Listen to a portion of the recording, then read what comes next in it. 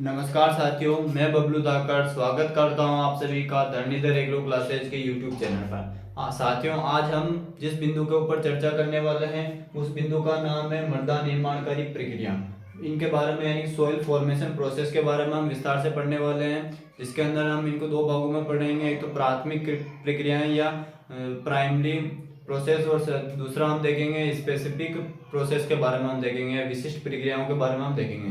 इनको दो अलग अलग भागों में डिवाइडेशन करेंगे। इससे पहले हमने चट्टानों के अपक्षय के बारे में देखा, उनके प्रकार के बारे में देखा था, और अपक्षय होने के बाद में उन पर जो पदार्थ बच जाते हैं या से अपक्षय होने के बाद में उनके ऊपर जो पदार्थ पड़े रह जाते हैं, उन पदार्थों का एक स्थान से दूसरे स्थान पर किस प्रकार से वो एक स्थान से दूसरे स्थान पर गमन करते हैं या एक स्थान से दूसरे स्थान पर प्रवाहित होते हैं, उनके बारे में हमने उनको विस्तार से देखा था। जिसके अंदर हमने उनको दो भागों में बांटा था। एक बांटा था हमने मूल स्थानीय पेत्र पदार्थ, दूसरा वाहित कारक के रूप में हमने विभाजित किया था। इनके अंदर भी हमने दो भागों में देखा था, जिसमें हमने जो मूल स्थानीय पेत्र पदार्थ है उसमें हमने अपशिष्ट पेत्र पदार्थ, और दूसरा हमने बांटा था कुमुलोस पेत्र पदार्थ। और नंबर सेकंड था हमारा वाहित पेत्र पदार्थ या ट्रांसपोर्टेड पेरेंट मटेरियल। इनको हमने चार भागों में बांटा था, जिसके अंदर हमने जल, वायु, बर्फ और गुरुत्व, इन चार भागों में बांटा था। और इनके अंदर इनके क्या क्या कैरेक्टर होते हैं, किस प्रकार से एक स्थान से दूसरे स्थान पर चट्टानों के ऊपर मौजूद जो पदार्थ होता है उसने एक स्थान से दूसरे स्थान पर ले जाने के लिए जिम्मेदार होते हैं, उन सभी को हमने एक एक करके देखा था। आज हम उन्हीं पदार्थों को जब वे एक स्थान से दूसरे स्थान पर ले जाने के बाद में जो मृदा बनती है, उन मृदा निर्माणकारी प्रोसेस कौन कौन सी होती है, जिसके द्वारा एक पूरा एक इन प्रोसेस के द्वारा एक प्रोफाइल का निर्माण होता है, वो लास्ट में जाकर एक सत्य मृदा या सोलम का निर्माण हो जाता है। तो उसके बारे में हम देखते हैं। तो सबसे पहले देखते हैं मृदा निर्माणकारी प्रक्रियाएं कौन कौन सी हैं, उनके नाम हमको पता होना चाहिए। तो जनरली क्या होता है, तो चट्टानें जब टूटती है, जो चट्टान होती है वो क्या होती है, टूटती है। रॉक्स की जो वेगद्रीम होती है, चट्टानें टूटती है, तो चट्टानों के टूटने पर क्या बनता है, तो चट्टानों के टूटने पर असंगठित पेत्रक पदार्थ बनता है। असंगठित पेत्रक पदार्थ। जब कभी भी कोई से भी चट्टान टूटेगी, एनी वन रॉक से जब टूटती है तो उससे क्या बनता है, असंगठित पेत्रक पदार्थ बनता है। और असंगठित पेत्रक पदार्थों से ही किसका निर्माण होता है, सत्य मृदा का निर्माण होता है। सत्य मृदा का निर्माण होता है, और जिसे हम सोलम के नाम से भी जानते हैं, ट्रू सोइल का निर्माण होता है। सत्य मृदा या ट्रू सोइल का निर्माण होता है, ठीक है ना। अब यह प्रोसेस कैसे होती है, तो जो असंगठित पेत्र पदार्थ होते हैं, असंगठित पेत्र पदार्थों को हम किस नाम से जानते हैं, रिगोलित के नाम से जानते हैं। किस नाम से जानते हैं, तो रिगोलित के नाम से जानते हैं। अब होता क्या है इसमें, तो जैसे चट्टानों का अपक्षय होता है, तो चट्टानों का अपक्षय नंबर अगर सत्य मृदा के निर्माण के लिए आपसे कोई अगर प्रोसेस पूछ जाए तो उसके लिए दो प्रोसेस होती है। नंबर फर्स्ट तो कौन सी हो जाएगी हमारी, नंबर फर्स्ट हो जाएगी असंगठित पेत्र पदार्थों का बनना, जिसे हम रिगोलित कहते हैं। और दूसरा हो जाएगी कौन से, मृदा निर्माणकारी कारकों के द्वारा और प्रक्रियाओं के द्वारा सत्य मृदा का निर्माण होना। तो जब चट्टानें टूटती है और उनसे क्या बनता है, असंगठित पेत्र पदार्थ बनता है। तो यहाँ पर जो कार्य करता है वो कौन करता है, वेदरिंग करती है, यानी कि अपक्षय। अपक्षय के दौरान यानी वेदरिंग होती है। वेदरिंग तीन तरह की होती है, हमने देखा था कौन कौन सा, रासायनिक, भौतिक और जैविक अपक्षय के बारे में हमने देखा था। और अपक्षय के दौरान किसका निर्माण होता है, असंगठित पेत्र पदार्थ या रिगोलित का निर्माण होता है।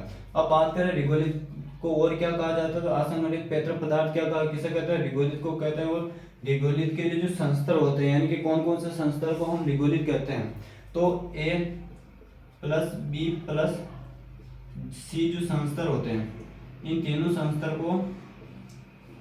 को हम इंग्लिश में होरिजोन के नाम से जानते हैं। तो ए संस्तर, बी संस्तर और सी संस्तर को हम किस नाम से जानते हैं, रिगोलित के नाम से जानते हैं। तो तीनों मिलकर किसका निर्माण करते हैं, रिगोलित का। और रिगोलित क्या होता है, तो असंगठित पेत्र पदार्थ, जिसके अंदर जो पदार्थ पाए जाते हैं उनका किसी का भी संगठन फिक्स नहीं होता। उसके अंदर कार्बनिक पदार्थ की मात्रा ज्यादा हो सकती है, खनिज पदार्थ की मात्रा ज्यादा हो सकती है।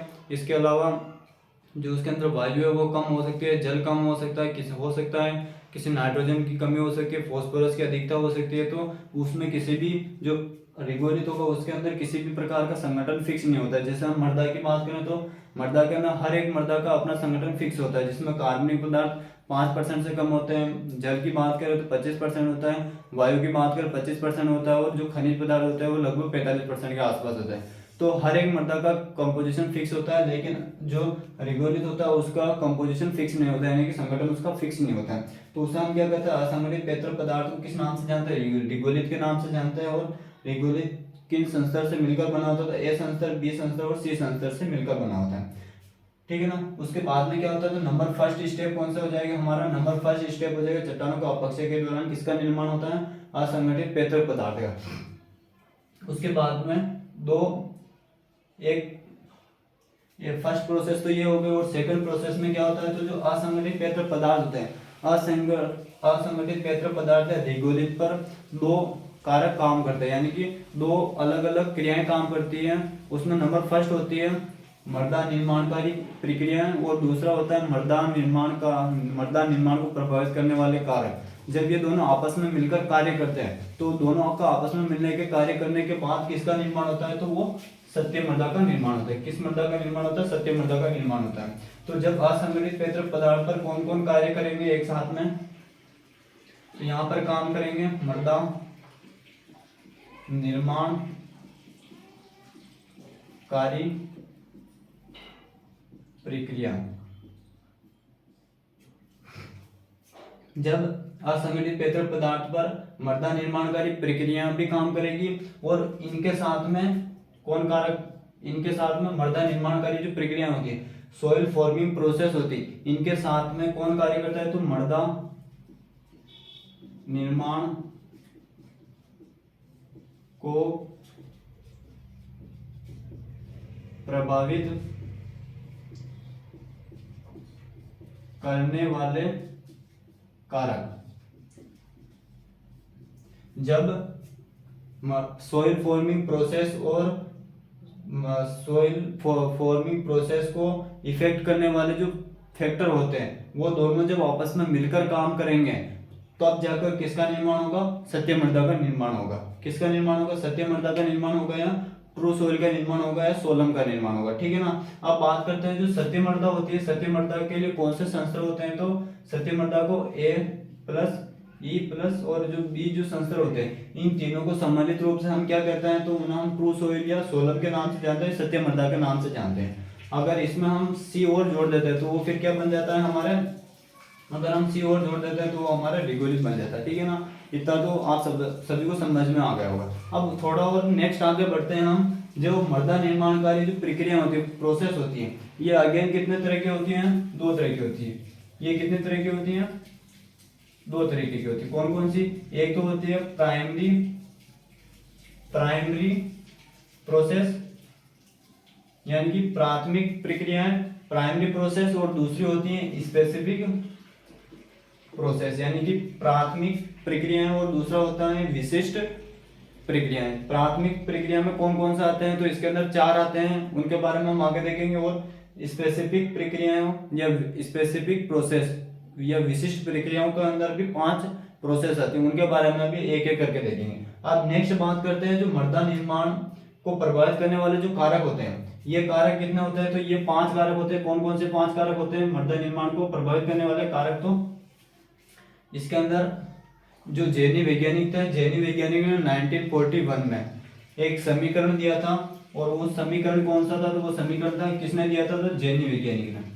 ये वैज्ञानिक हम जस्ट इनके बाद में पढ़ेंगे, मृदा निर्माणकारी कारक को प्रभावित करने वाले कारक, तो उसके अंदर हम देखेंगे जैनी वैज्ञानिक हुए थे। जैनी वैज्ञानिक ने कितने भागों में बांटा था प्रभावित करने वाले कारकों को, 5 भागों में। कौन कौन से, क्लाइमेट, बायोस्फीयर यानी कि इसमें हो जाएगा जैवमंडल, रिलीफ यानी कि धरातल, पी यानी कि पेरेंट मटेरियल यानी पेत्र पदार्थ, और टी यानी कि समय, ठीक है ना।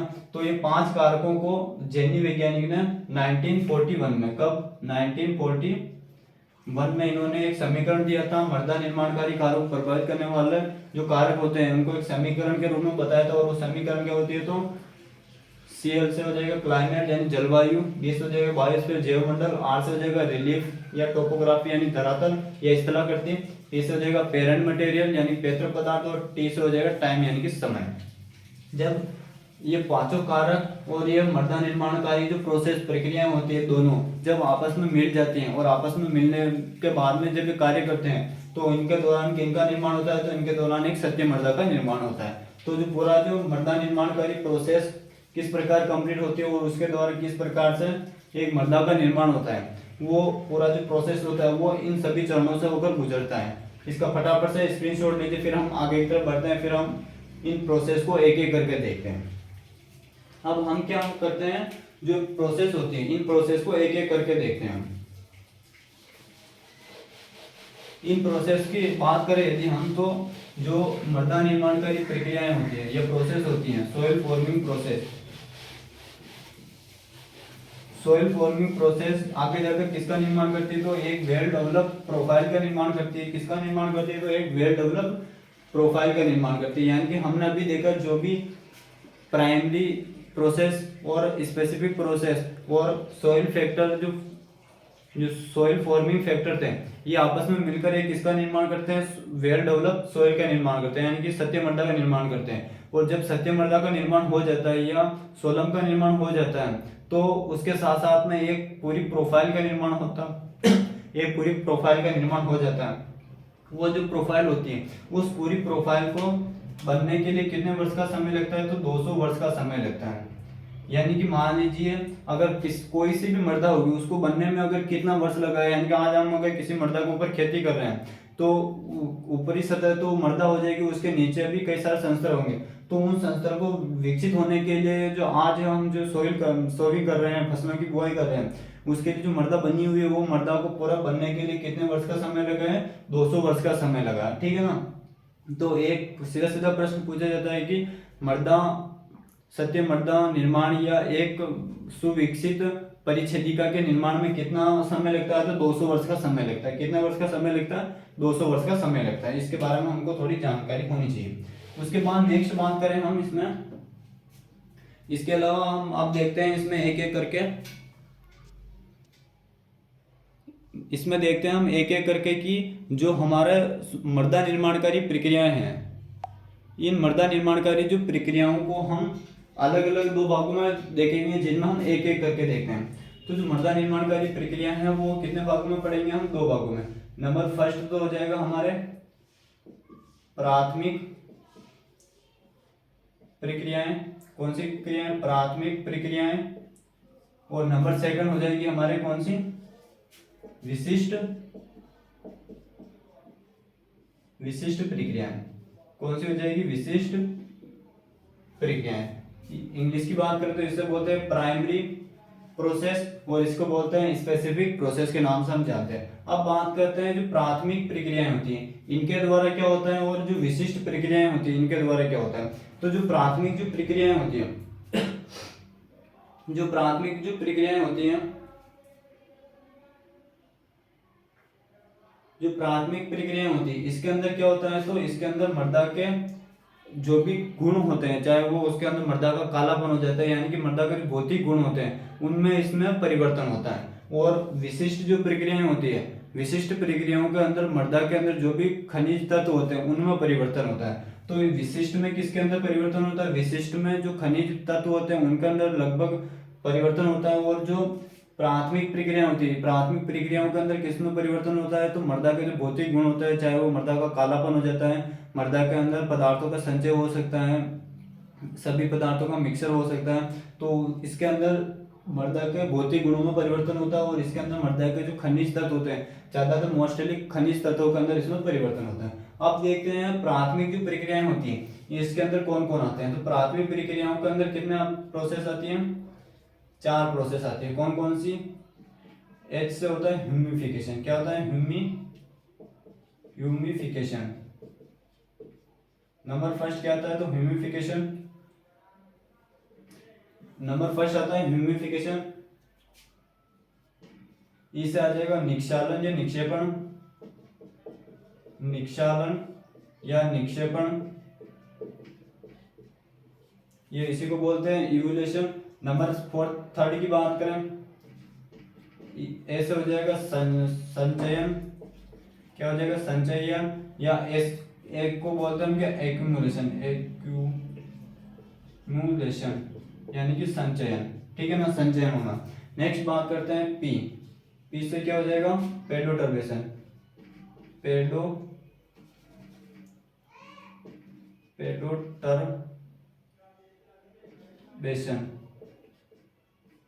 पेडोटर्बेशन क्या हो जाएगा, पेडोटर्बेशन, ठीक है ना। तो प्राथमिक प्रोसेस के अंदर कौन कौन सा आता है, ह्यूमिफिकेशन आता है, निक्षालन या निक्षेपण आता है, या इसी को बोलते हैं इवोल्यूशन। और संचयन के अंदर क्या, संचयन नंबर थर्ड हो जाएगा, जिसको हम इंग्लिश में एक्यूमुलेशन बोलते हैं, और नंबर फोर्थ हो जाएगा इसमें पेडोटर्बेशन। पेडोटर्बेशन एक इंग्लिश वर्ड है, ठीक है ना। 4 शब्द तो इसके अंदर आते हैं, तो इसकी ट्रिक क्या हो जाएगी, इसकी ट्रिक हो जाएगी HEAP, हिप। क्या हो जाएगी, हिप हो जाएगा।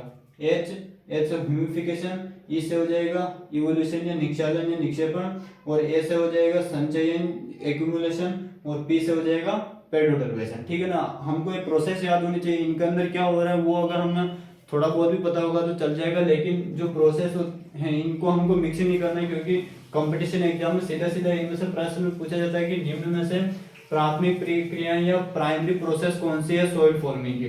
तो 4 प्रोसेस है, कौन कौन सी, हिप इसकी ट्रिक हो जाएगी, एच से हो जाएगा ह्यूमिफिकेशन, ई से हो जाएगा इवोल्यूशन या निक्षालन, ए से हो जाएगा एक्यूमुलेशन, और पी से हो जाएगा पेडोटर्बेशन, ठीक है ना। उसके बाद हम थोड़ा विशिष्ट प्रक्रियाओं या स्पेसिफिक प्रोसेस पर नजर डालते हैं। क्या स्पेसिफिक प्रोसेस पे हम नजर डालते हैं, स्पेसिफिक प्रोसेस पर हम देखते हैं कि इनके अंदर कौन कौन सी प्रोसेस आती है सॉइल फॉर्मिंग की।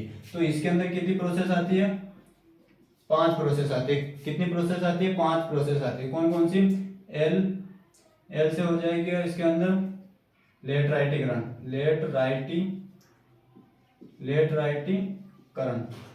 क्या हो जाएगा, लेटराइटीकरण या लेटराइटिजेशन, क्या हो जाएगा, लेटराइटीकरण या लेटराइटिजेशन हो जाएगा, ठीक है ना। नेक्स्ट बात करते हैं, ये इसका हो जाएगा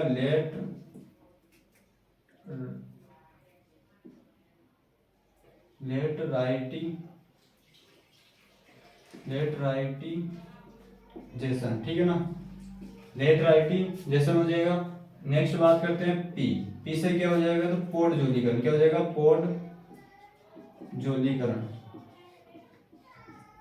पोडजोलीकरण, या इसको बोलते हैं क्या, पोडजोलीलाइजेशन, क्या हो जाएगा, पोडजोलीलाइजेशन इसका इंग्लिश नाम हो जाएगा। LPG, जी से क्या हो जाएगा, गलाईकरण, क्या हो जाएगा, गलाईकरण, क्या हो जाएगा, गलाईकरण, इंग्लिश टर्म हो जाएगा ग्लाइजेशन, क्या हो जाएगा, ग्लाइजेशन,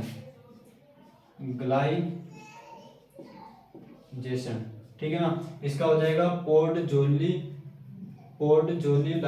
क्या हो जाएगा, पोडजोलीलाइजेशन, ठीक है ना। उसके बाद बात करें 3 हो जाएगी, कौन कौन सी, लेटराइटीकरण, पोडजोलीकरण और ग्लाइकरण। इसके बाद में 3 बच जाती, कौन कौन सी, एक तो बच जाती है सी, और एक बच जाता है हमारा एस, ठीक है ना।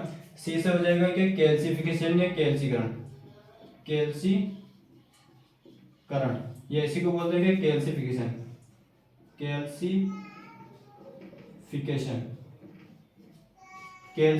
ठीक है ना।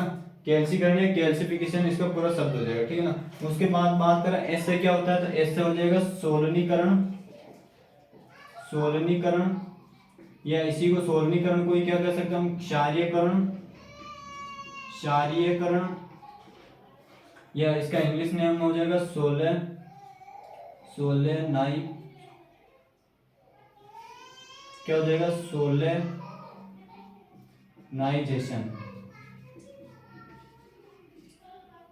ठीक है ना। तो सॉइल फॉर्मिंग जो प्रोसेस है वो 2 तरह की होती है, कौन कौन सी, एक होती है हमारे प्राथमिक प्रक्रियाओं के अंदर 4 प्रोसेस आती है, और दूसरी होती है विशिष्ट प्रक्रियाओं के अंदर भी कितने 5 प्रोसेस आती है। कौन कौन सी, एल से होता है लेटराइटीकरण, पी से हो जाएगा पोडजोलीकरण, जी से हो जाएगा गलाईकरण, और सी से हो जाएगा कैल्सिफिकेशन या कैल्सीकरण, और एस से हो जाएगा क्या, सोलेनाइजेशन या सोलनीकरण या क्षारीकरण। अब इनके अंदर होता है क्या है, तो इनकी एक ट्रिक बना लेते हैं। तो इसकी ट्रिक क्या हो जाएगी, इसकी ट्रिक हो जाएगी क्या, LPGCS, ठीक है ना। ट्रिक क्या हो जाएगी, LPGCS, हिप इसकी ट्रिक हो जाएगी, और LPGCS इसकी ट्रिक हो जाएगी। अब बात करते हैं इनमें होता क्या है। तो एक एक करके देखते हैं। ह्यूमिफिकेशन के अंदर क्या होता है, निक्षालन के अंदर क्या होता है, संचयन के अंदर क्या होता है और पेडोटर्पेशन के अंदर क्या होता है। आप इसका फटाफट से स्क्रीनशॉट ले लीजिए ताकि हमें इन सभी के नाम पता होना चाहिए, तभी हम एग्जाम में अपना जो आंसर है वो सही निकाल पाएंगे, ठीक है ना। तो प्राथमिक प्रक्रियाएं अलग होती है और विशिष्ट प्रक्रियाएं अलग होती हैं। दोनों के अंदर क्या क्या मेन प्रोसेस आती है, तो इसके अंदर 4 आती है जिसकी ट्रिक हीप है, और विशिष्ट प्रक्रियाओं के अंदर 5 प्रोसेस आती है जिसकी ट्रिक LPG CS है। इन सभी के बारे में हमको इसके नाम पता होना चाहिए। इनके अंदर अब क्या क्या होता है उन सभी के बारे में हम एक एक करके जानने का प्रयास करते हैं। तो सबसे पहले हम देखते हैं प्राथमिक प्रोसेस के अंदर ह्यूमिफिकेशन के बारे में देखते हैं। किसके बारे में, ह्यूमिफिकेशन के बारे में। जब ह्यूमिफिकेशन की बात करें तो ह्यूमिफिकेशन का जो शाब्दिक अर्थ होता है वो क्या होता है, ह्यूमस का बनना होता है। क्या होता है जो हमारा ह्यूमिफिकेशन है, ह्यूमिफिकेशन का शाब्दिक अर्थ क्या होता है, तो ह्यूमिफिकेशन का शाब्दिक अर्थ होता है ह्यूमस का बनना। किसका बनना, ह्यूमस का बनना या ह्यूमस का निर्माण होना। तो इसका जो शाब्दिक अर्थ होता है वो क्या होता है, तो ह्यूमस का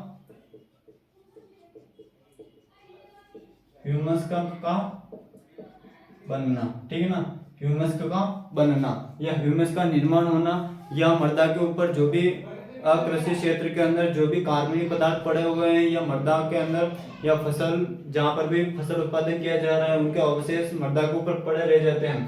तो जब उनका अपघटन होता है, अपघटन होने के बाद में उनसे एक ह्यूमस से काले रंग का और रंग का पदार्थ बनता है। उस पदार्थ को हम क्या कहते हैं, ह्यूमस के नाम से जानते हैं। तो ह्यूमिफिकेशन में क्या होता है, तो ह्यूमस का बनना क्या कहलाता है, ह्यूमिफिकेशन कहलाता है। और जो ह्यूमिफिकेशन होता है इसके द्वारा किस संस्तर का निर्माण होता है, तो ह्यूमिफिकेशन के द्वारा किस संस्तर का निर्माण होता है, वो संस्तर का इसके अंदर क्या होता है, निर्माण होता है। किसका निर्माण होता है, वो संस्तर का निर्माण होता है। किसके अंदर होता है, तो ह्यूमिफिकेशन के अंदर इसका निर्माण होता है। अब ये तो होगा वो संस्तर का निर्माण होगा किसके अंदर, ह्यूमिफिकेशन के अंदर। अब इसमें क्या होता है, तो जो ह्यूमस जब भी मृदा के ऊपरी सतह पर पड़ा रहता है तो यह पौधों की वृद्धि के लिए बहुत ही आवश्यक होता है, जिसके अंदर कई सारे पोषक तत्व पाए जाते हैं।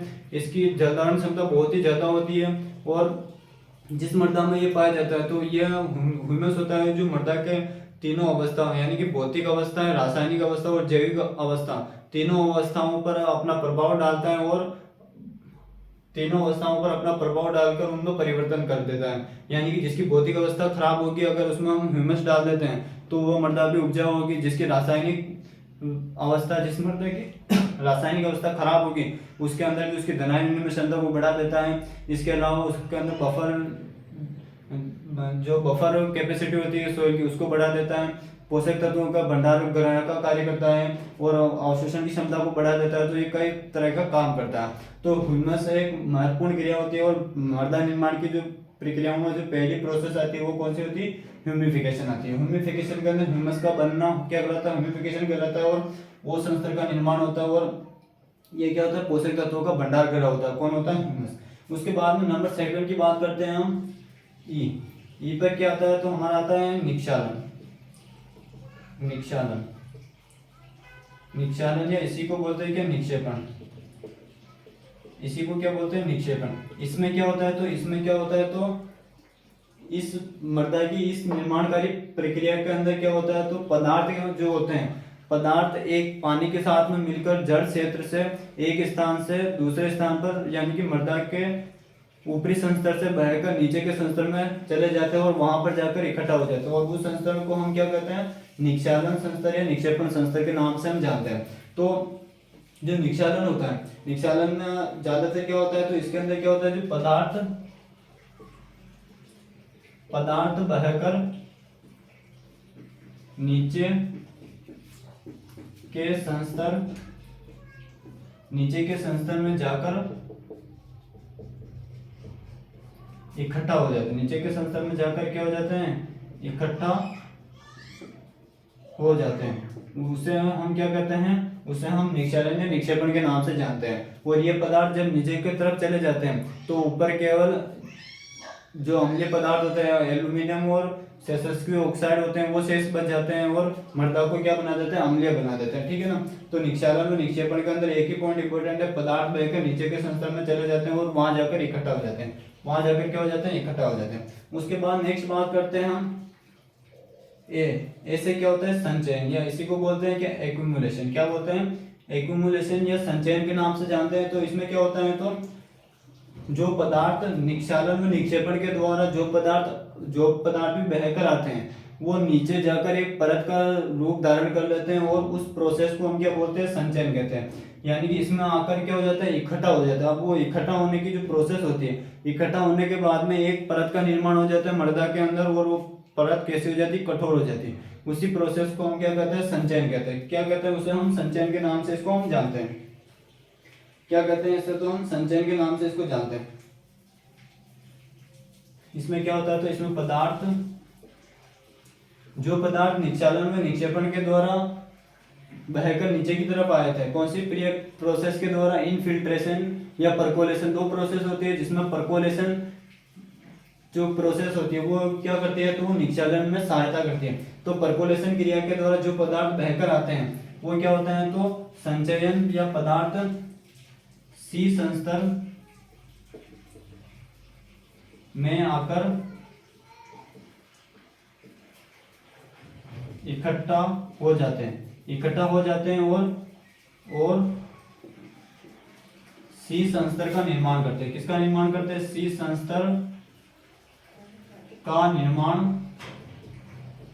करते हैं। किसका निर्माण करते हैं, तो सी संस्तर का निर्माण करते हैं। तो संचयन प्रोसेस की बात करें, जो मृदा निर्माण कार्य प्रक्रियाओं में जो संचयन होता है, एक्यूमुलेशन होता है, एक्यूमुलेशन के द्वारा जो प्रोफाइल का निर्माण होता है, उस प्रोफाइल के अंदर जिस संस्तर का निर्माण होता है, उस संस्तर में कौन से संस्तर का निर्माण होता है, जो सी संस्तर होता है, इसका निर्माण होता है। वो संस्तर का निर्माण किसमें होता है, तो वो संस्तर का निर्माण होता है हमारा ह्यूमिफिकेशन के अंदर होता है। निक्षालन में निक्षेपण में किसका निर्माण होता है, तो जो ए और जो बी संस्तर होता है वो उसमें किसका निर्माण होता है, निक्षालन के अंदर इनका निर्माण होता है। और जो सी संस्तर होता है, सी संस्तर का निर्माण कौन सी प्रक्रिया के दौरान होता है, तो वो संचयन की प्रक्रिया के दौरान होता है। ठीक है ना। तो हमारा ए संस्तर हो गया, हमारा बी संस्तर भी हो गया और हमारा ई संस्तर भी होगा, और सी संस्तर हमारा हो गया। और सी संस्तर के नीचे क्या पाया जाता है, तो रोक्स पाए जाते हैं। तो चारों संस्तर हो गए, और ये जो चारों संस्तर मिलकर किसका निर्माण करते हैं, एक प्रोफाइल का निर्माण करते हैं। और उस पूरी प्रोफाइल को, यानी कि ये सारी प्रोसेस होने के लिए कितने वर्ष का समय लगता है, लगभग 200 वर्ष का समय लगता है। ठीक है ना। उसके बाद नेक्स्ट बात करते हैं, जो हमारा नेक्स्ट जो है वो है पेडोटर्बेशन। क्या होता है, पेडोटर्बेशन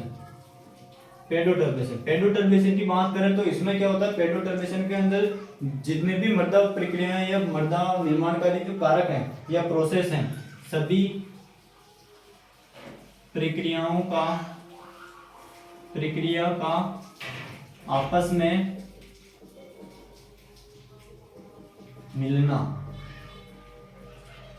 में मिलना क्या कहलाता है, पेडोटर्बेशन कहलाता है। यानी कि इसके अंदर जो भी हमने पहले देखे थे, तीन संस्तर के बारे में देखो, ह्यूमिफिकेशन, निक्षालन और संचयन। इनके अंदर हर एक के अंदर पर्टिकुलर एक संस्तर का निर्माण हो रहा था, होरिजोन का निर्माण हो रहा था। लेकिन जब पेडोटर्बेशन जो प्रोसेस आती है उसके अंदर क्या होता है, जो भी होरिजोन होते हैं, जो भी संस्तर होते हैं, जो भी इससे पहले मृदा का निर्माण हुआ, वो सभी आपस में मिक्स हो जाते हैं। और इसी पूरी प्रोसेस को हम किस नाम से जानते हैं, पेडोटर्बेशन के नाम से जानते हैं। किस नाम से जानते हैं, पेडोटर्बेशन के नाम से जानते हैं। अब ये जो पेडोटर्बेशन जो प्रोसेस होती है, इसके लिए जो जिम्मेदार कारक होते हैं, यानी कि सभी प्रक्रियाओं को आपस में मिलाने का जो काम होता है वो कौन करता है, तो कुछ मात्रा में चूहे होते हैं, वो क्या करते हैं, मृदा निर्माणकारी जो प्रोसेस होती है इनको आपस में मिक्स करने का काम करते हैं। यानी कि चूहे क्या होते हैं, जमीन के अंदर रहते हैं, तो वो मृदा को खोद कर बाहर निकालते हैं, ऊपरी मृदा को अंदर लेकर जाते हैं, और कार्बनिक पदार्थ को वो, यानी कि जो भी फसलें होती हैं उनको नुकसान पहुंचाने का काम करते हैं, और बिल के अंदर रहते हैं। तो वो अंदर की मृदा को बाहर निकालते हैं और बाहर की मृदा को अंदर लेकर जाते हैं। तो कुछ मात्रा में पेडोटर्बेशन की जो प्रोसेस होती है उसमें चूहे सहायता करते हैं। इसके अलावा जो मानव होता है, मानव भी क्या करता है, खनन का कार्य करता है। तो खनन के कार्य के दौरान भी क्या होता है, पदार्थ आपस में मिक्स हो जाते हैं, या जो प्रोसेस होती है आपस में मिक्स हो जाती है। तो वो भी किस में इंक्लूड किया जाता है, पेडोटर्बेशन के अंदर इंक्लूड किया जाता है। तो प्राथमिक प्रक्रियाओं के अंदर चार कौन कौन सी होती है, तो ह्यूमिफिकेशन होता है, निक्षालन, निक्षेपण होता है, संचयन या पेडोटर्बेशन होता है। पेडोटर्बेशन क्या होता है, तो सभी प्रक्रियाओं को आपस में मिलना क्या कहलाता है, पेडोटर्बेशन के नाम से जानते हैं। फटाफट से इसका स्क्रीनशॉट लीजिए, फिर हम आगे की तरफ बढ़ते हैं। हम देखते हैं विशिष्ट प्रक्रियाओं के बारे में। हम देखते हैं किसके बारे में देखते हैं, विशिष्ट प्रक्रियाओं के बारे में देखते हैं। अब विशिष्ट प्रक्रियाओं के अंदर भी क्या होता है, तो विशिष्ट प्रक्रियाओं के अंदर एक विशेष प्रकार की मृदा का निर्माण होता है। यानी कि अगर हम बात करें, अगर हम लेटराइटीकरण प्रोसेस की बात करें, तो लेटराइटीकरण प्रोसेस के अंदर किस प्रकार की मृदा का निर्माण होता है, तो उसमें अम्लीय प्रकार की मृदा का निर्माण होगा। यानी कि जो हमने प्राथमिक प्रोसेस देखी ये हर एक मृदा के अंदर होगा, लेकिन जो विशिष्ट जो प्रक्रियाएं होती हैं उसमें अलग मृदा का निर्माण होता है। यानी कि अगर हम लेटराइटीकरण की बात करेंगे तो उसमें अम्लीय मृदा का निर्माण होगा। अगर हम कैल्शियम प्रोसेस की बात करेंगे तो उसके अंदर कैल्शियम कार्बोनेट से युक्त जो मृदा होगी, यानी कि हम कह सकते हैं एक तरह से क्षारीय मृदा का निर्माण होगा। और जो सोलनीकरण या क्षारीकरण होगा उससे किस प्रकार की मृदा का निर्माण होगा, तो क्षारीय या लवणीय मृदाओं का निर्माण होगा। इसके अलावा और हमारे जो दो और बच जाते हैं उनकी बात करेंगे, पोटजोलीकरण की बात करेंगे, तो उससे जो नम व आर्द्र प्रदेशों में जो अम्लीय मृदा होती है उनका निर्माण होता है। तो ये जो विशिष्ट जो प्रक्रियाएं होती है उनसे एक विशेष प्रकार की मृदा का निर्माण होता है, तो उनके बारे में हम देखते हैं। तो जो अगला जो मृदा निर्माण के प्रोसेस है उसका नाम क्या है, तो विशिष्ट प्रक्रियाएं या इसी को बोलते हैं कि स्पेसिफिक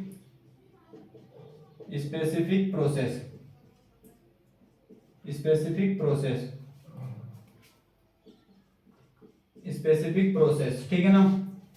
विशिष्ट या स्पेसिफिक प्रोसेस कितने होते हैं, तो ये कितने, इसमें भी कितने तरह के होंगे, ये 5 प्रक्रियाएं आएंगी। कौन कौन सी आएगी, तो LPGCS क्या आ जाएगा, LPGCS प्रोसेस आ जाएगा। सबसे पहले बात करते हैं हम किसके बारे में, लेटराइटीकरण के बारे में।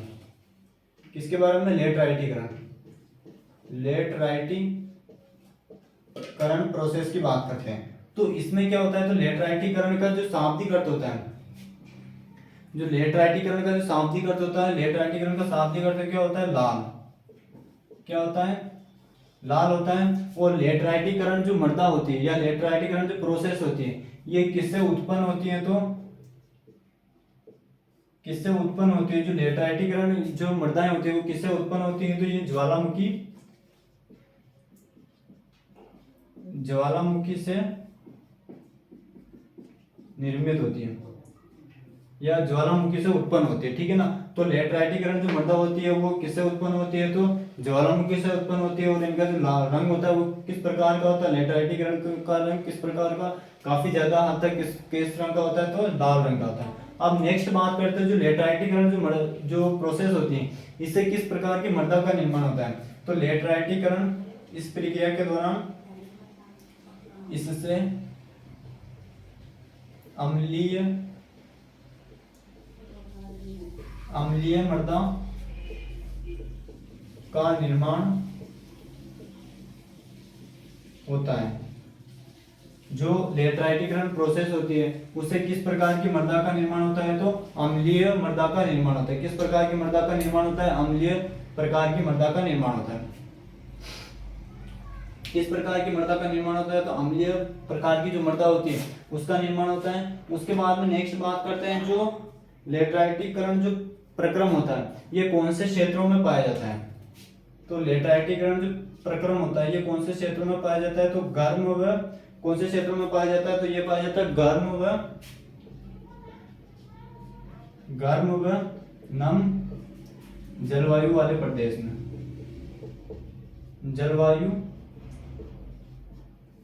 में,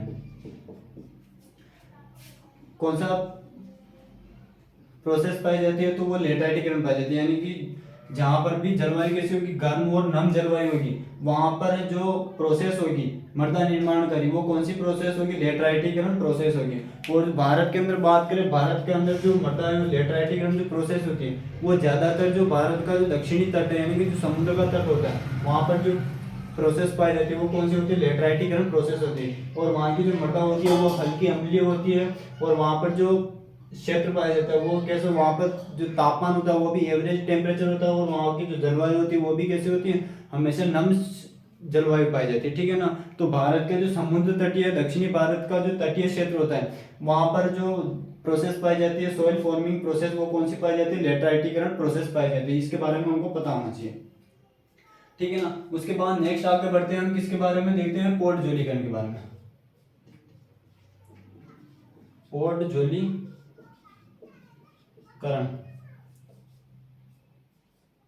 पोर्टजोलीकरण की बात करें तो पोर्टजोलीकरण का जो शाब्दिक अर्थ होता है वो क्या होता है? तो पोर्टजोलीकरण का शाब्दिक अर्थ होता है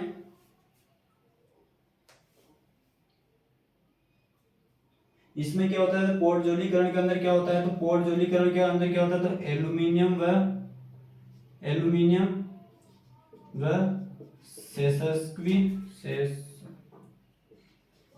सेसस्क्वी ऑक्साइड, एल्यूमिनियम एवं सेसस्क्वी ऑक्साइड बहकर नीचे के क्षेत्र में चले जाते हैं। नीचे के या बहकर नीचे चले जाते हैं, बहकर नीचे चले जाते हैं। जो भी हमारे एल्यूमिनियम व सेसस्क्वी ऑक्साइड होते हैं वो बहकर कहाँ चले जाते हैं? नीचे के संस्तरों में चले जाते हैं। और जो पोर्टजोली जो प्रोसेस होती है, यानी कि जो सॉइल फॉर्मिंग की जो पोर्टजोली प्रोसेस होती है, ये किस क्षेत्र में पाई जाती है? तो किस क्षेत्र में पाई जाती है? तो जहाँ की जलवायु किस प्रकार की हो, वहाँ जहाँ की जलवायु कैसी हो? ठंडी व नम जलवायु, ठंडी व नम जलवायु वाले क्षेत्र में पाया जाता है। ठीक है ना? तो पोर्टजोली जो प्रोसेस होती है, पोर्टजोली प्रक्रम में क्या होता है? नंबर फर्स्ट होता है जो भी एल्यूमिनियम व इसके जो सेसस्क्वी ऑक्साइड होते हैं वो बहकर कहाँ चले जाते हैं? नीचे के संस्तर में चले जाते हैं। और पोर्टजोली जो प्रोसेस होती है कौन से क्षेत्र में पाई जाती है? जो ठंडे व नम जलवायु जो क्षेत्र होता है। अब ठंडे व नम जलवायु क्षेत्र कहाँ पर पाए जाते हैं? तो ठंडे व नम जलवायु क्षेत्र हमारे पाए जाते हैं कहाँ पर? पहाड़ी क्षेत्रों में। कहाँ पर पाए जाते हैं? पहाड़ी क्षेत्र में क्या पाए जाते हैं? वहां पर ठंड भी ज्यादा होती है और वहां पर जो जलवायु होती है वो भी किस प्रकार की होती है? नम जलवायु होती है। तो वहां पर किस प्रकार का सॉइल फॉर्मिंग प्रोसेस पाई जाती है? तो वो पाई जाती है पोर्टजोली सॉइल फॉर्मिंग प्रोसेस पाई जाती है। और इनसे जो जिस प्रकार की मृदा बनती है वो भी कौन सी बनती है? तो अम्लीय मृदा बनती है। कौन सी मृदा बनती है? अम्लीय मृदा। क्योंकि अल्टीमेटली जो ठंडे और नम क्षेत्रों में जो मृदा पाई जाती है वो कौन सी होती है? पहाड़ी क्षेत्र या पहाड़ी मृदा पाई जाती है। और पहाड़ी मृदाओं में क्या होता है? सेसस्क्वी और एल्यूमिनियम के जो ऑक्साइड होते हैं वो बहकर नीचे के क्षेत्रों में चले जाते हैं और आगे जाकर वो क्या होते हैं? किसका निर्माण करते हैं? अम्लीय मृदा का निर्माण कर देते हैं। आगे जाकर वो किसका निर्माण करते हैं? अम्लीय मृदा का निर्माण करते हैं। तो दो प्रोसेस कौन कौन सी होगी हमारे? लेटराइटीकरण और दूसरा होता है पोर्टजोलीकरण। अब नेक्स्ट नंबर थर्ड देखते हैं हम, जो ग्लाइकरण या ग्लाइजेशन जो प्रोसेस होती है उसके अंदर क्या होता है उसके बारे में हम देखते हैं। फटाफट से इसका स्क्रीनशॉट लीजिए फिर हम आगे बढ़ते हैं। अब इसमें हम देखते हैं ग्लाइकरण के बारे में। जो ग्लाइकरण जो प्रोसेस होती है ये कहाँ पर बनती है? जो ऐसी मृदा है जिनमें जल निकास अच्छा नहीं होता है और जहाँ पर अवायवीय अवस्था बन जाती है मृदा के अंदर, वहाँ जो प्रोसेस होती है सॉइल फॉर्मिंग की वो कौन सी प्रोसेस होती है? ग्लाइकरण या ग्लाइजेशन प्रोसेस होती है सॉइल फॉर्मिंग की। तो नंबर थर्ड हो जाएगा इसके अंदर ग्लाइकरण।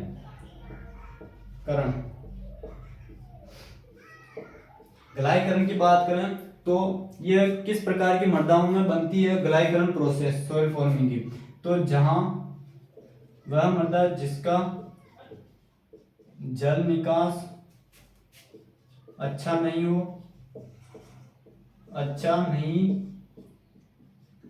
हो। नंबर फर्स्ट तो ग्लाइकरण जो प्रोसेस होती है किन मृदाओं में बनेगी? जहां पर जिस मृदा में जल निकास अच्छा नहीं हो वहां पर किस प्रकार के सॉइल फॉर्मिंग बनेगा? तो ग्लाइकरण बनेगा, नंबर फर्स्ट पॉइंट। और नंबर सेकंड क्या हो जाएगा? और ऐसी मृदा जहां पर क्या हो? अवायवीय अवस्था ज्यादा, अवायवीय अवस्था या अवायवीय अवस्था ज्यादा हो, अवायवीय अवस्था ज्यादा हो। तो दूसरी कंडीशन क्या हो जाएगी? अवायवीय अवस्था ज्यादा, जहां पर पानी भरा रहेगा और वहां पर जल निकास ज्यादा नहीं होगा तो वहां पर ऑटोमेटिक कौन सी कंडीशन पैदा हो जाएगी? अवायवीय एनारोबिक स्टेज पैदा हो जाएगी। तो वहां पर जो सॉइल फॉर्मिंग प्रोसेस बनेगी वो कौन सी प्रोसेस बने होगी? हमारे ग्लाइकरण प्रोसेस होगी। कौन सी प्रोसेस होगी? ग्लाइकरण प्रोसेस होगी। उसके बाद नेक्स्ट बात करते हैं हम ग्लाइकरण प्रोसेस के अंदर कौन सी अवस्था पर विकसित होती है, तो अवायवीय अवस्था में ये विकसित होती है। उसके बाद नेक्स्ट बात करें, अब अवायवीय अवस्था पैदा हो चुकी है, यहाँ पर क्या हो गई है, अवायवीय अवस्था पैदा हो चुकी है। तो यहाँ पर क्या होता है, पदार्थों का क्या होता है, यहाँ पर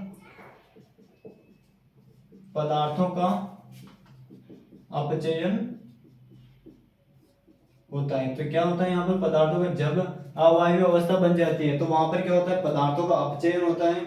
और पदार्थों का अपचयन या रासायनिक अपचयन होता है। पदार्थों का क्या होता है, अपचयन होता है या रिडक्शन होता है। ये कौन सा रिडक्शन होता है, तो रासायनिक केमिकल रिडक्शन इसमें होने लगता है, और केमिकल रिडक्शन होने लगता है जब अवायवीय अवस्था बनती है। और अवायवीय अवस्था बनने के कारण क्या होता है, वहां पर पदार्थों का क्या होता है, अपचयन होने लगता है। और अपचयन होने के कारण वहां पर क्या होता है, तो एक भूरा संस्तर बनता है। कौन सा संस्तर बनता है, भूरा या ब्राउन होरिजोन बनता है, भूरा संस्तर बनता है। यानी कि जिस मृदा के अंदर जल निकास अच्छा नहीं होगा वहां पर अवायवीय अवस्था विकसित होगी। अवायवीय अवस्था विकसित होने के कारण वहां पर जो भी पदार्थ होंगे, पदार्थों का क्या होगा, रासायनिक अपचयन होगा। रासायनिक अपचयन होने के कारण वहां की जो मृदा होगी, वहां की मृदाओं में कौन सा संस्तर का निर्माण होगा, भूरा संस्तर का निर्माण होगा, या भूरा संस्तर बनता है। भूरा संस्तर बनता है तो वहां पर एक परत का निर्माण हो जाता है। जैसे ही क्या बनता है, हमारा भूरा संस्तर या ब्राउन होरिजोन वहां पर डेवलप होता है। वहां पर भूरा या ब्राउन होरिजोन डेवलप होने के बाद में वहां पर एक लेयर बन जाती है, एक लेयर बन जाती है, एक परत का निर्माण होता है। और उस परत का नाम क्या होता है, तो गलाई परत, गलाई लेयर, गलाई लेयर का निर्माण हो जाता है। ठीक है ना। तो इस पूरी प्रोसेस के दौरान किस परत का निर्माण होता है, ग्लाई परत, या हम कह सकते हैं ग्लाई लेयर या ग्लाई परत का निर्माण होता है। ठीक है ना। और कौन से संस्तर का निर्माण होता है, तो ब्राउन होरिजोन का निर्माण होता है। एक बार फिर इधर ध्यान देना सभी, नंबर 3 पढ़ रहे हैं हम, कौन सा, ग्लाइकरण या ग्लाइजेशन के नाम से इसको जानते हैं। ये कौन सी मृदाओं में बनता है, तो जिन कोई सी भी मृदा हो सकती है जिसके अंदर जल निकास अच्छा नहीं होगा, उसके अंदर कौन सा, उसके अंदर कौन सी सॉइल फॉर्मिंग प्रोसेस बनेगी, तो ग्लाइकरण बनेगी। और जब जल निकास अच्छा नहीं होता है तब वहां पर अवायवीय अवस्था बन जाती है। अवायवीय अवस्था बनने के कारण जो भी वहां पर पदार्थ पड़ा रहेगा उसका क्या होगा, रासायनिक अपचयन होगा। रासायनिक अपचयन होने के कारण वहां पर क्या बनेगा, एक भूरा संस्तर का निर्माण होगा। और भूरा संस्तर बनेगा तो वहां पर एक, जैसे भूरा संस्तर बनता है तो वहां पर एक लेयर बन जाती है, परत बन जाती है मृदा के ऊपर। और परत का नाम क्या होता है, तो वो ग्लाई लेयर या ग्लाई परत के नाम से इसको हम जानते हैं। ठीक है ना। तो ग्लाई लेयर का निर्माण होता है। उसके बाद में नेक्स्ट आगे बढ़ते हैं हम, उसके बाद में हम देखते हैं कि कैल्सिफिकेशन। नंबर 4 हो जाएगा क्या, कैल्सीकरण। क्या हो जाएगा, कैल्सीकरण, या इसी को हम क्या बोलते हैं, कैल्सिफिकेशन कहते हैं। अब ये कैल्सिफिकेशन किस प्रकार की मृदाओं में बनता है, जो कैल्सिफिकेशन या कैल्सीकरण जो होता है, जिसमें ऐसी मृदा जिसमें क्या हो, कैल्शियम कार्बोनेट की मात्रा ज्यादा हो। ठीक है ना। ऐसी मृदा जिसके अंदर क्या होगा, कैल्शियम कार्बोनेट की मात्रा ज्यादा होगी, वहां पर जो प्रोसेस होगी सॉइल फॉर्मिंग की, वो कौन सी प्रोसेस होगी, कैल्सिफिकेशन सॉइल फॉर्मिंग प्रोसेस होगी। ठीक है ना। तो इसके अंदर एक ही पॉइंट इंपॉर्टेंट है, कैल्सीकरण कौन किस प्रकार की मृदाओं में बनता है, तो वो बनता है जिसमें कैल्शियम कार्बोनेट की मात्रा ज्यादा होती है। वहां पर जो प्रोसेस काम करती है वो कौन सी होती है, कैल्सिफिकेशन सॉइल फॉर्मिंग प्रोसेस होती है। नंबर 5 देखते हैं हम, एस। नंबर 5 हो जाएगा हमारा एस, यानी इसको बोलते हैं सोलेनाइजेशन या सोलनीकरण। क्या हो जाएगा, सोलनीकरण, या इसी को बोलते हैं क्या, क्षारीयकरण। क्या बोलते हैं, क्षारीयकरण। ठीक है ना। अब इसमें क्या होता है, तो इसकी बात करें तो सोलनीकरण, या इसी को बोलते हैं क्षारीयकरण, या इंग्लिश में बोलते हैं हम इसको सोलेनाइजेशन। क्या बोलते हैं, सोलेनाइजेशन। अब इसमें क्या होता है, तो इसमें जो ये जो सॉइल फॉर्मिंग प्रोसेस है ये कौन से क्षेत्रों में बनती है, तो ये बनती है हमारे शुष्क व अर्ध शुष्क क्षेत्रों में। शुष्क व अर्ध शुष्क क्षेत्रों में जो सॉइल फॉर्मिंग प्रोसेस बनती है वो कौन सी होती है, तो सोलेनाइजेशन प्रोसेस होती है, या उसी को हम सोलनीकरण क्षारीयकरण प्रोसेस के नाम से जानते हैं। और इसमें क्या होता है, नंबर 1 तो कौन से क्षेत्रों में होती है, शुष्क व अर्ध शुष्क क्षेत्रों में बनता है। नंबर 2 की बात करें तो इसमें किसकी अधिकता होगी, लवणों की इसमें लवणों की प्रधानता होगी। किसकी प्रधानता होगी? लवणों की प्रधानता होगी। इसके बारे में हमको पता होना चाहिए। तो इसके अंदर 2 पॉइंट इंपॉर्टेंट है। नंबर फर्स्ट, शुष्क और शुष्क क्षेत्र में बनेगा, लवणों की प्रधानता होगी, जल की कमी होगी, वाटर होल्डिंग कैपेसिटी इनकी कम होगी और इसमें लवणों की प्रधानता होगी। तो ये हमारे फसल उत्पादन की दृष्टि से क्या होगी? ये उचित नहीं होगी, ठीक है ना। तो इस प्रकार से हमारे जो सॉइल फॉर्मिंग जो प्रोसेस होती है, मृदा निर्माणकारी प्रक्रिया होती है, वो कंप्लीट होती है। एक बार फिर से हम फटाफट रिवीजन कर लेते हैं। कितने सॉइल फॉर्मिंग प्रोसेस 2 प्रकार की होती है। कौन कौन सी? एक होती है प्राथमिक और दूसरी होती है विशिष्ट। प्राथमिक के अंदर 4 प्रकार की आती है। उसकी ट्रिक हिप होती है, एच से होता है ह्यूमिफिकेशन, ई से होता है इसके अंदर निक्षालन निक्षेपण, और ए से होता है एक्यूमुलेशन यानी संचय, और पी से होता है पेडोटर्बेशन, ठीक है ना। इनके क्या क्या कैरेक्टर होते हैं वो हमने विस्तार से देखे। उसके बाद में हमने देखा विशिष्ट प्रक्रियाओं के बारे में देखा। विशिष्ट प्रक्रियाओं के अंदर क्या आता है? तो विशिष्ट प्रक्रियाओं के अंदर 5 प्रोसेस आती है। कौन कौन सी? एल से आती है हमारे लेटराइटीकरण, पी से आती है पोर्टजोलीकरण, जी से आती है ग्लाइकरण, सी से आती है कैल्सीकरण, और लास्ट बचती है हमारे एस से होता है हमारे क्षारीकरण या सोलनीकरण, या इसको इंग्लिश में हम सोलेनाइजेशन के नाम से जानते हैं। इनकी क्या क्या कैरेक्टर होते हैं वो हमने विस्तार से देखा। इनमें जो एग्जाम पॉइंट ऑफ व्यू से बात करें हम, ये तो हमारा थ्योरी वर्क हो गया, ठीक है ना। अगर हम आंसर राइटिंग में अगर लिखना है तो हम इसमें आसानी से लिख सकते हैं। लेकिन अगर एग्जाम पॉइंट ऑफ व्यू से देखा जाए कि एग्जाम पॉइंट ऑफ व्यू से हमारे लिए कौन कौन सी सॉइल फॉर्मिंग प्रोसेस इंपॉर्टेंट है, तो सबसे पहले तो इनका जो क्लासिफिकेशन है वो 2 तरह से किया जाता है, प्राथमिक और विशिष्ट। इन दोनों के अंदर कौन कौन सी सॉइल फॉर्मिंग प्रोसेस आती है वो इनके नाम हमको पता होना चाहिए। इसके बाद कौन कौन से इंपॉर्टेंट है, तो इसके बाद हमारे लिए सबसे ज्यादा इंपॉर्टेंट है एक तो हमारे ग्लाइकरण, या इसी को बोलते हैं कि ग्लाइजेशन, ठीक है ना।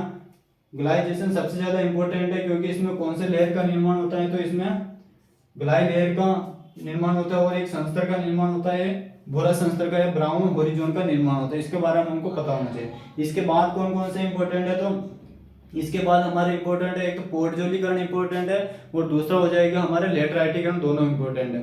लेटराइटीकरण कौन से क्षेत्रों में पाया जाता है, तो गर्म व नम क्षेत्रों में पाया जाता है, यानी कि दक्षिणी क्षेत्र में या दक्षिणी भारत के अंदर पाया जाता है। नेक्स्ट बात करें पोर्टजोली कौन से क्षेत्रों में पाया जाता है, जहाँ का जलवायु आर्द्र एवं नम जलवायु के अंदर पाया जाता है। यानी पहाड़ी क्षेत्रों में कौन सा सॉइल फॉर्मिंग प्रोसेस पाई जाती है, तो वो पाई जाती है हमारे पोर्टजोलीकरण प्रोसेस पाई जाती है। यानी कि विशिष्ट के अंदर 3 इंपॉर्टेंट है। कौन कौन सी? हमारे एक तो इंपॉर्टेंट है ग्लाइकरण, पोर्टजोलीकरण और लेटराइटीकरण इंपॉर्टेंट है, ठीक है ना। उसके अलावा बात करें हम जो प्राथमिक जो प्रोसेस थी HEAP हीप, इसके अंदर कौन इंपॉर्टेंट है? इसके अंदर हमारा number first important humification important है, और एक हो जाएगा हमारे पेडोटर्बेशन काफी ज्यादा इंपॉर्टेंट। पोर्टजोलीकरण का शाब्दिक अर्थ क्या होता है? पोर्टजोलीकरण का शाब्दिक अर्थ होता है जितने भी सॉइल फॉर्मिंग प्रोसेस इन सभी का आपस में मिक्स होना क्या कहलाता है? हमारे पेडोटर्बेशन के नाम से इसको हम जानते हैं। उसके बाद में बात करें जो एक्यूमुलेशन होता है, संचयन होता है, संचयन के लिए एक जिम्मेदार प्रोसेस होती है, उस प्रोसेस का नाम क्या होता है? तो परकोलेशन। परकोलेशन जब हम सॉइल वाटर के बारे में हमने डिटेल से पढ़ा था, तब उसके अंदर हमने टर्मिनोलॉजी के अंदर एक सेशन लिया था। उसके अंदर हमने 8 शब्दावली पढ़ी थी, जिसके अंदर हमने देखा था सबसे पहले उसके अंदर देखा था हमने इनफिल्ट्रेशन क्या होता है, सीपेज क्या होता है, परकोलेशन क्या होता है, लीचिंग क्या होता है। इसके अलावा हमने देखा था इसमें इकार्ड क्या होता है, क्रेसार्ड क्या होता है। तो ये प्रमुख शब्दावली देखी थी हमने। कोहेंशन क्या होता है, अडेंशन क्या होता है, उन सभी के बारे में देखा था। इसमें हमने एक देखा था परकोलेशन। परकोलेशन क्या होता है, तो जब मृदा से संतृप्त मृदा अवस्था से पानी का बाहर निकलना क्या कहलाता है? परकोलेशन कहलाता है, ठीक है ना। और परकोलेशन किसके लिए जिम्मेदार होता है, तो निक्षालन के लिए जिम्मेदार होता है। निक्षालन के द्वारा पानी के साथ में पोषक तत्व मिलकर एक संस्तर से दूसरे संस्तर में नीचे की तरफ जाते हैं, और उसमें जो प्रोसेस जिम्मेदार होती है वो कौन सी होती है? परकोलेशन जिम्मेदार होती है, ठीक है ना। तो इस प्रकार से हमारा सॉइल फॉर्मिंग प्रोसेस कंप्लीट होता है। अगर ये सेशन आपको समझ में आया है तो अपने साथियों के साथ इसे ज़्यादा से ज़्यादा शेयर कीजिए, और अब तक आपने चैनल को सब्सक्राइब नहीं किया तो चैनल को सब्सक्राइब कीजिए। मिलते हैं नेक्स्ट क्लास में इसी उम्मीद, इसी उमंग के साथ, इसी जोश के साथ में। तब तक के लिए जय हिंद, जय भारत।